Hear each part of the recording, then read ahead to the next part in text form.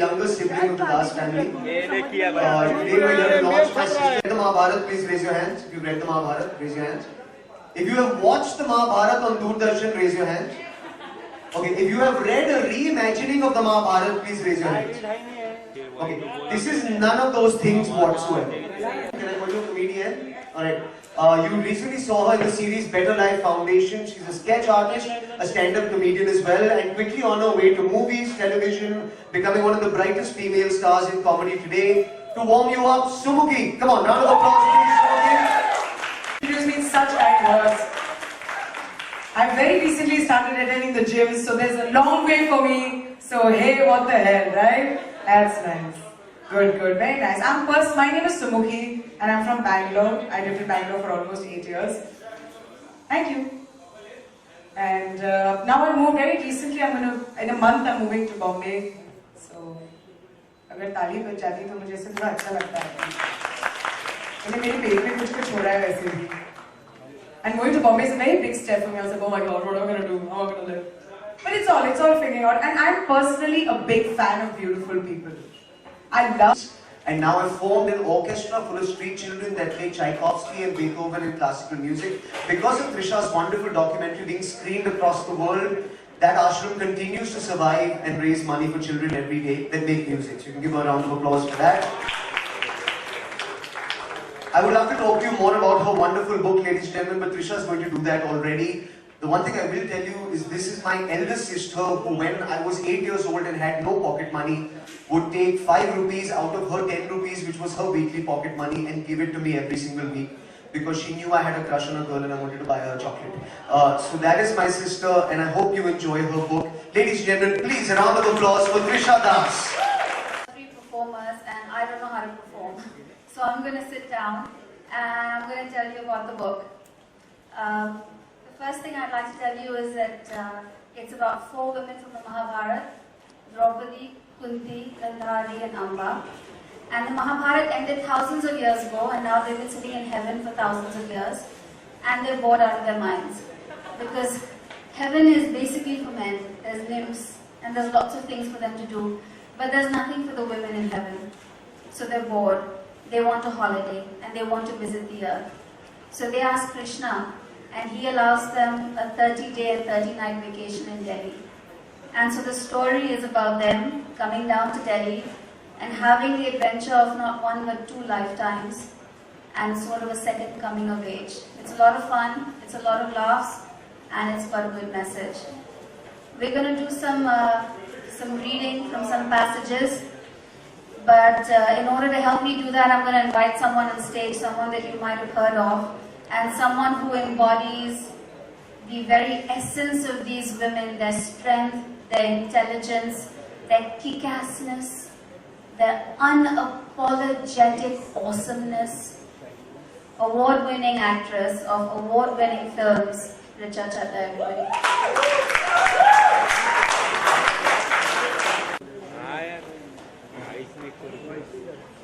Richa, Chadha.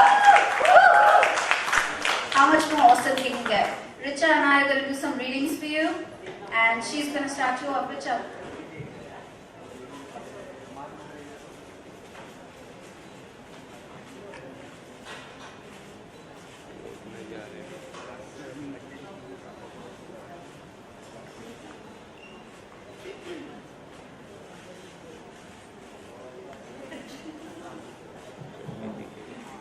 Ready? Hi everybody. My pleasure to read out from this. I was reading it last night and I was laughing to myself. And what was wrong with me. Anyway. Succeed.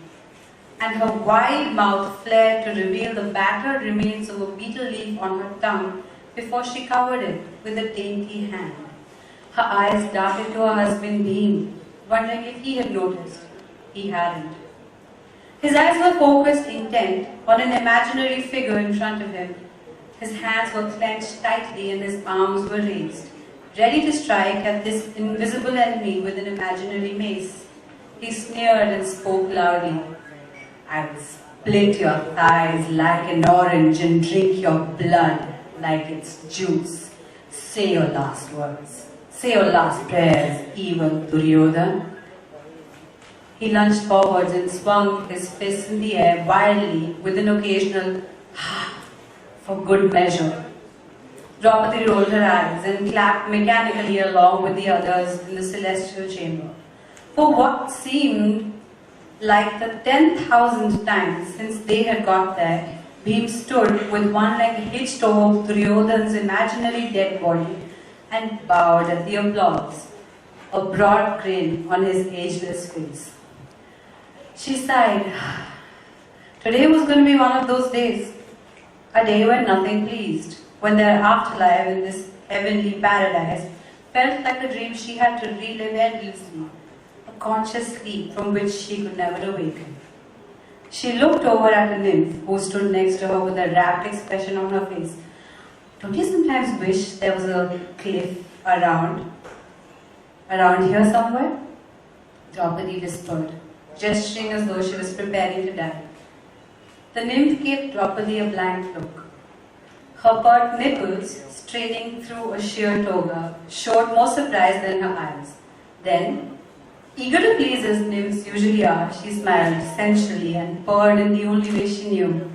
Yes, of course, you're right. You say such clever things. She giggled. Draupadi stared at the creature for a moment before sighing again. There was no point getting angry at her. After all, nymphs had exactly been created for conversational purposes.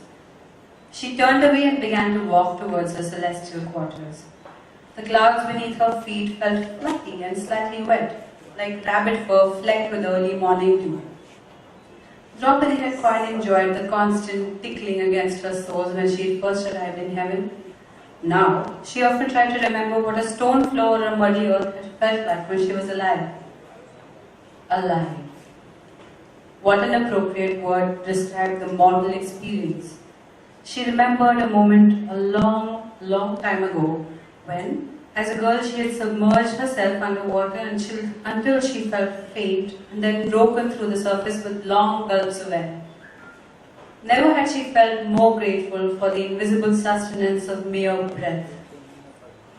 That was mortal life, where the constancy of pain, want and sorrow made the fleeting moments of pleasure, abundance and joy that much more meaningful, where all one's senses were forced to engage, to adapt, to conquer, to prevail, to be useful, where the more one's body was punished by injury and age, the more one's mind was rewarded with wisdom and perspective, where the complexity of relationships was so much vaster than the physical bounds in which they existed or the purposes they served.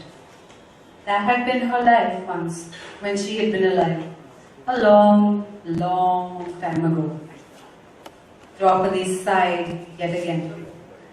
This was becoming a habit, she thought, and shook her head in a vain effort to cast off her gloomy mood. As she passed by the gates of heaven, she stopped to look at the two new arrivals who were making their way inside with odd looks on their faces. Very few came in these days. Mostly crumpled old men with shaven heads and flowing ochre robes who chanted a lot of gibberish and always had an irritating smile on their faces.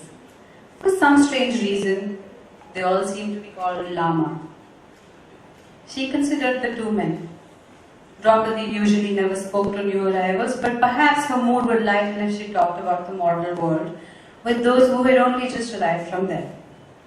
She walked up to the men, who huddled together as they saw her approach. "Be at ease, old men," she commanded. "I am Draupadi, queen of the Kurus, wife of the great Pandavas, Yudhishthir, Bhim, Arjun, Nakul, and Sahdev, who ruled Indraprastha and Hastinapur and brought forth the golden age in the mortal world by vanquishing the evil Kauravas." She smiled grandly.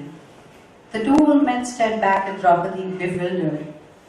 It was apparent from their expression that they had no idea what she was talking about. "You know not of me?" Draupadi's eyes widened. "Do mortals not sing about the valor of my husbands in battle and of my beauty and grace? Do they still not worship us as the children of gods?" The men looked at each other and then back at her. They shook their heads with trepidation and said, "Excuse us, sister. We are monks and we only worship the Buddha." "Buddha? I've never met him. What is he the god of?" asked Draupadi. "Sister, Buddha is not a god. He was a simple man," said a monk. "A man?" Draupadi was confused. "Then why do you worship him? Did he have special powers, like the ability to fly or turn rocks into gold nuggets?" "No, we worship him because he attained inner bliss. And the other monk, he achieved true happiness." Draupadi blinked. "You worship a man because he was happy?" "Yes, truly happy all the time, and so are we. That's why we were allowed into the heaven too." They grinned at her before performing a few jerky bows and then proceeded on their way.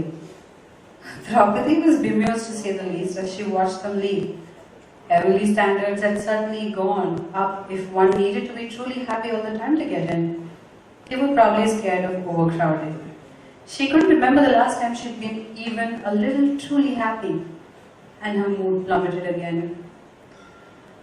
So much for talking to formal mortals, she thought, and stomped towards her chambers.